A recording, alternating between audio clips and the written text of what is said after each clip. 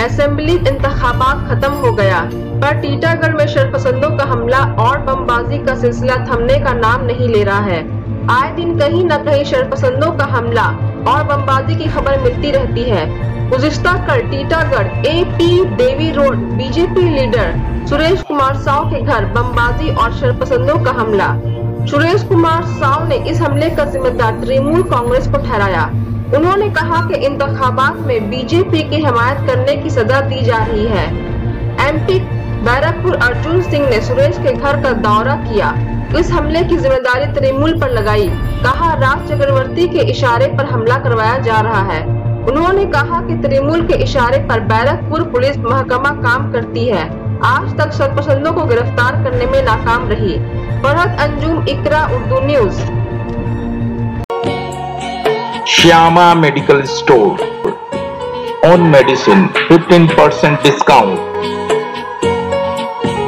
6% discount on food and OTC products up to 3 km.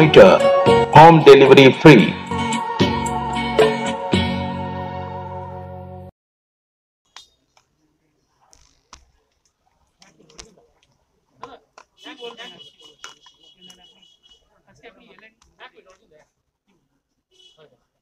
থানার টিটাগড় থানার just সামনে মনীষ শুক্লা খুন হয়েছিল। টিটাগড় থানার জাস্ট পিছনে আজকে সুরেশ সাউ বাড়িতে বম চলছে।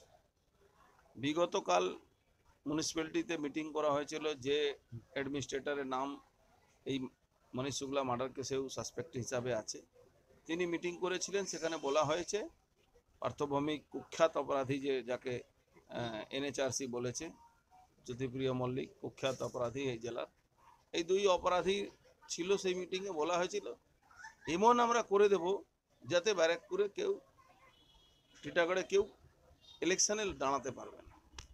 তারই প্রতিফলন আজকে বিগত রাত এখানে মানুষ দেখেছে। বম বাড়িতে সুরেশ সাউ, সুরজ শেঠের বাড়িতে বিবেকনগরে পড়েছে। আমরা ওখানেও যাব। সবথেকে বড় ব্যাপার আছে, সাহস থাকলে তৃণমূলের প্রকাশ্যে লড়াইতে আসে। থানার প্রোটেকশন নিয়ে রাত্রিবেলা লুকিয়ে চোরের মতন বম মারছে। থানা থেকে দূরে গিয়ে লড়াইটা করুক না, থানা চুপ করে থাকুক। বাংলার মানুষ আর প্রতিবাদের জায়গা পৌঁছে গেছে। বাংলার মানুষ প্রতিবাদ করবে, প্রতিবাদের জন্য রেডি আছে। এটা ভাববে না তৃণমূল কংগ্রেস কে বিজেপি কর্মীরা চুরি করে বসে আছে আর বাহাল তবিয়তে যা ইচ্ছা তাই করে যাবে। এখানে কোনো আইনে শাসন নেই, সিট মানবে না, কোর্ট মানবে না, CBI মানবে না, আর তলায় তলায় মানুষকে ভয় দেখাবার চেষ্টা করবে। বাংলায় ক্ষমতা থাকার চেষ্টার জন্য ভয়ের রাজনীতি আমদানি করেছে তৃণমূল।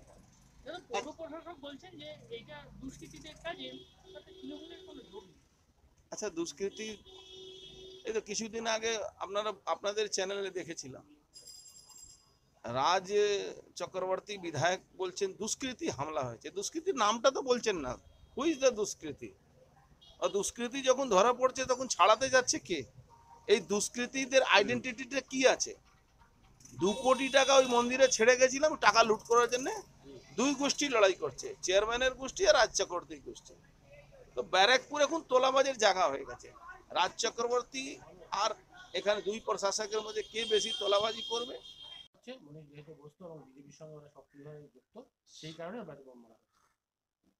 এইগুলো দুষ্কৃতি করে যারা, তারাই বোম মেরেছে। কারণ এতদিন ধরে ইলেকশন কবে হয়ে গেছে, রেজাল্ট কবে বেরিয়েছে, তখন তাদের বাড়িগুলোতে কিচ্ছু হয়নি। আজকে যদি এগুলো কেউ করে থাকে তারা সমাজ বিরোধী ছাড়া আর কিছু না। সরাসরি আপনাদের বিরুদ্ধে, তৃণমূলের বিরুদ্ধে অভিযোগ, সেটা তো কোনো কিছু হলে একজন আরেকজনের বিরুদ্ধে অভিযোগ জানায়। তবে আমার যতটুকু ধারণা যে এরা সবাই যারা এই কাজ যদি করে থাকে তারা সমাজ বিরোধী ছাড়া আর কিছু না। এর ভেতরে কোনো রাজনৈতিক কোনো কারণ থাকবে না।